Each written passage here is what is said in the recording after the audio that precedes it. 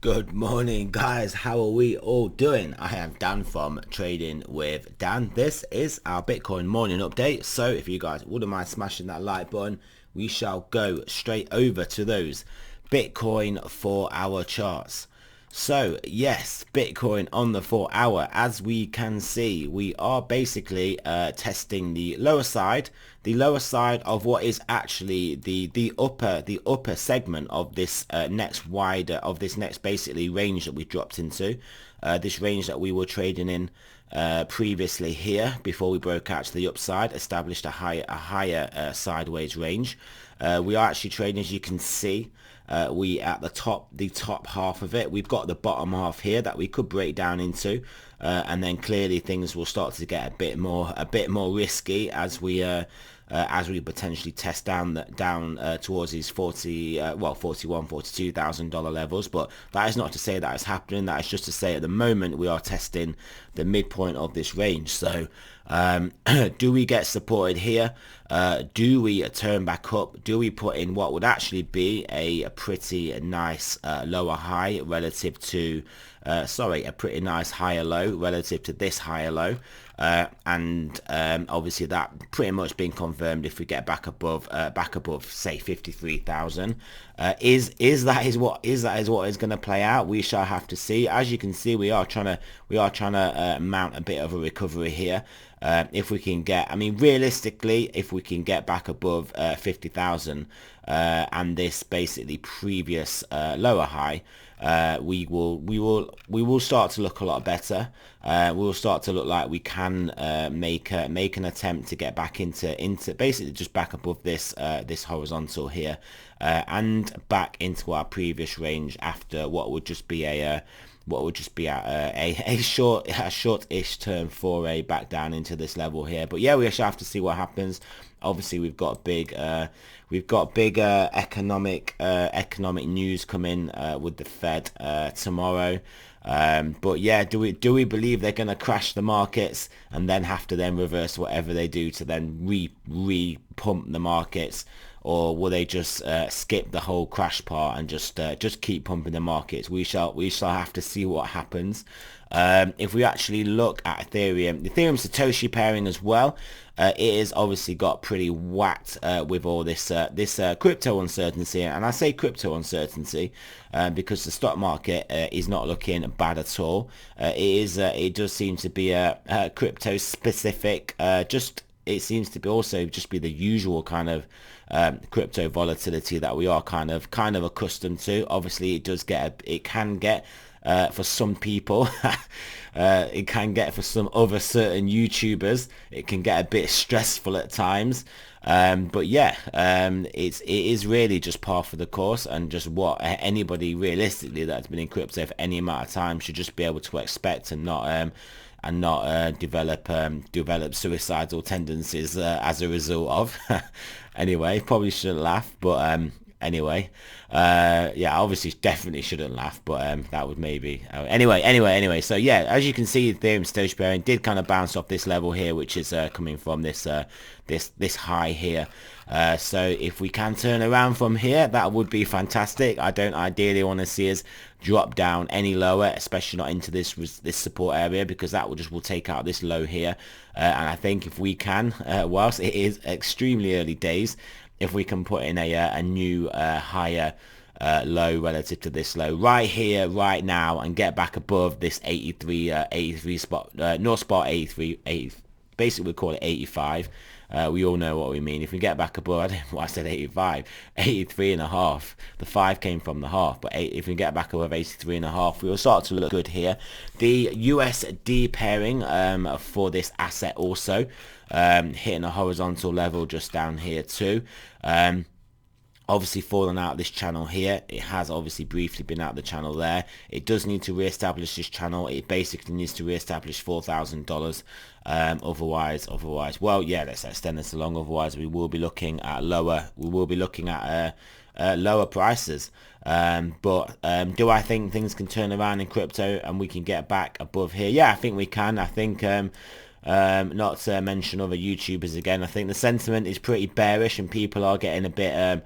We are potentially reaching peak fear and despair, which is just, I don't really understand why. If we just kind of say we look at a daily, we look at a 4 hour here, we kind of look at a daily. I mean, it just isn't bad at all. It literally isn't bad. It is basically an ascending triangle somewhat at these highs. It's basically a bull flag. It is an ascending triangle, pretty much bull flag after a nice bull move up. I mean, there is no reason to get really worried until we basically get below 40,000. But then what I would say is that, you guys know I always talk about these sideways channels. We could then just look at the channel low being 30,000, 30,000 to 60,000, 60 odd thousand, a nice, or 70,000 actually, a nice sideways range, and we just, even if we aren't going to put in higher lows, we could come down and test basically down to 30,000, maybe even down to 35,000, and I mean, it realistically is only game over below 30,000. I know I talk about 40,000 a lot, but 40,000 is obviously going to lead to potentially 30,000 and game over, but just for this immediate uptrend, 40,000 is clearly important. But anyway, when in doubt, pull it out. You can see that this is clearly not looking bad at all, and this is only a daily. This is not a weekly. This is just a daily. I mean, we can have a quick look at the weekly if you want. And yeah, I mean, it doesn't look particularly bad. So there's a little bit of hopium for you. But yeah, anyway, nonetheless, first things first, back to the short time vein. We need to hold here. Realistically, we need to get back above 50,000. We then need to get back above 53. Then I think, especially providing Jerome Powell doesn't do anything drastic, which I seriously doubt he will. Then I think stock markets are going to, if we go to stock markets are going to potentially play out what you could maybe look at as an inverted head and shoulders, and play out a pretty extensive move to the upside. I mean, this may not happen. Maybe the Fed does surprise us all and come out with something pretty BS. But if not, I mean, we're basically going towards 5,000 for the S&P, I would say. Not obviously in a straight line, but I just think that is the logical move. I say near 5,000. Obviously, this is only 4,900, but I mean, clearly the Fed can come in and start playing silly games. But like I said, I mean, the Fed is mainly reactionary. It reacts to things. So if it causes a crash, it's then going to have to react to the crash by doing the opposite of what caused the crash. So it literally makes no sense for them to cause a crash. And so far as them basically talking about inflation more, I think that is just to appease the current administration that renominated them on the basis that they would at least talk out against inflation, because it is a politically sticky subject for the Biden administration, who are clearly getting pinned with the blame of inflation, just purely because they're in charge. I mean, is it the Biden administration? I mean, you could potentially say it is, because ultimately it comes down to supply chains. And why do we have supply chains problems? Because we lock places down and we basically pay people not to work, and we inflated asset prices, so they basically got paid not to work. They invested that money into certain assets such as crypto that have basically had a massive run since the first lockdown, and now people have got more money. They don't want to, not all people, but a certain amount of people. Don't forget, prices and things are made up at the margins. A certain amount of people at the margins just don't really need to work at the moment, so supply chains are still a bit wrecked. And if you want, and just on a point of just statistical market manipulation, they are basically, there are a load of boats anchored off, I believe it is Florida, I believe, or California, who knows, whichever one it is, and what it is like this number of boats that are waiting is increasing, and obviously an indication of a supply chain concern. So what they've done to basically fudge the statistic is that they've told these boats to go and move 200 miles offshore and go and wait over there, basically. So they then get removed from the statistics of boats waiting to be unloaded, and then make the supply chains appear like they are alleviating. I mean, how ludicrous is that? And why do we just live in such a stupid economic reality? But anyway, I start whinging about that. Let's have a look at some other things. The 10-year not really doing a lot, as we can see. The 10-year clearly not too worried about inflation. The DXY still trading sideways, broke above this trend line but not really accelerated yet. But obviously, depending on what the Fed does, I'm sure it can accelerate. What I'm pretty sure will happen with this asset is that when the Fed starts talking, it is going to basically fake a move one way and then slam the other way, because that's just what they always seem to do. So watch for the spike up and then drop, or drop down and spike up, because I'm about 75% certain that's what will happen.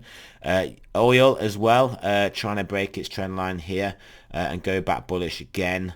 Bitcoin dominance still in this resistance zone, looking to try and break above, not getting far off it now, but we shall see what happens if crypto market recovers, provided it's not an aggressively led Bitcoin one.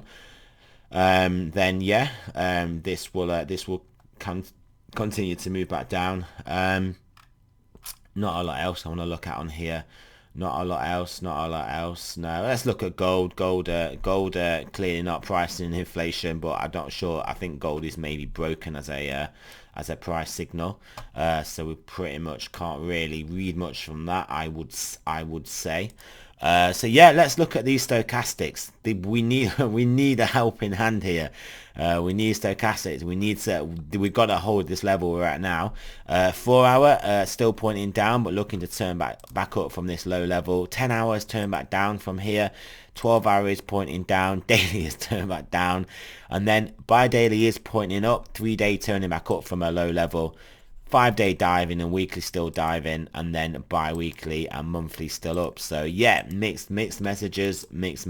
Again, we could potentially just be trading sideways within this range of about, we'll just call it for sake of ease. Well, we won't call it 40,000 because that's down here. Yeah, we'll call it just 42,000.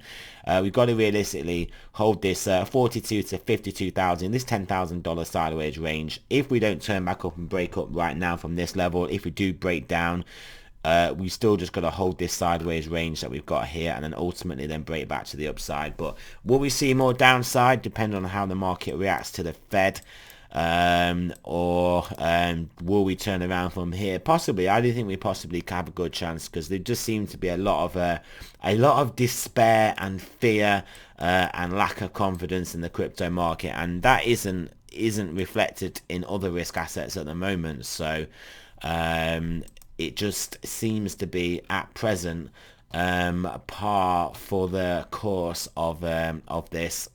Another slightly interesting aspect that it could potentially be is that obviously investors in the stock market tend to be more well, on the whole, there are a wider range of people. Investors in the crypto market, or a lot of the people got the stimmy checks, the Robin Hood traders and stuff. So if these smaller guys are feeling the pinch, then it kind of makes sense that they will be selling crypto, because they need money, as opposed to selling stocks in any sort of relative number to the overall market that can obviously drag stocks down. So again, like I said, maybe it's a crypto thing, just based on that also. But yeah, we shall see. So yeah, thanks for listening, guys. Remember, this is not financial advice. I'm not a financial advisor. Always do your own research, and I shall speak to you guys soon.